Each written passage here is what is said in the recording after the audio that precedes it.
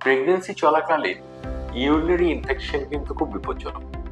যদি প্রেগন্যান্সির প্রথম 3 মাসে হয় এবং খুব সিভিয়ার ইনফেকশন হলো, জ্বর হলো, ইউরিন করতে প্রচন্ড জ্বালা হচ্ছে, সেক্ষেত্রে মিসক্যারেজ হতে পারে। আবার যদি প্রেগন্যান্সির সেকেন্ড হাফে ইউরিন ইনফেকশন ডেভেলপ করে, তাহলে কিন্তু আর্লি লেবার পেইন চলে আসতে পারে।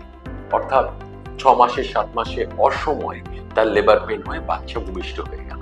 সেক্ষেত্রে বাচ্চা প্রচন্ড প্রিম্যাচিওর, অর্থাৎ তাকে সার্ভাইভ করানো একটা চ্যালেঞ্জ, অত প্রিম্যাচিওর বাচ্চা। তাই ইউরিন ইনফেকশন থাকলে অনেক সময় দেখা গেছে যে ডেলিভারির পর স্টিচ শুকোতে অসুবিধা হয়, কারণ একটা সেপটিক ফোকাস, ইনফেক্টিভ ফোকাস শরীরে রয়েছে।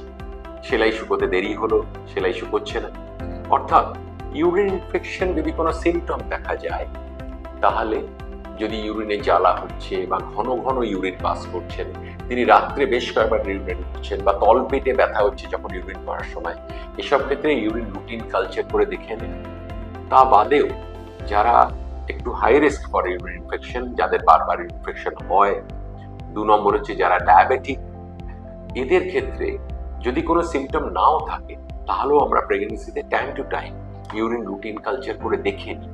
যে অনেক সময় ইনফেকশন মাইল্ড হলে কোনো সিমটম আসছে না, কিন্তু ইনফেকশন রয়েছে, সেক্ষেত্রেও কিন্তু ইউরিন ইনফেকশনকে অবশ্যই ট্রিটমেন্ট করে নেওয়া দরকার প্রেগন্যান্সির সময়, এবং ডেলিভারির পরেও যদি ধরা পড়ে সেক্ষেত্রেও।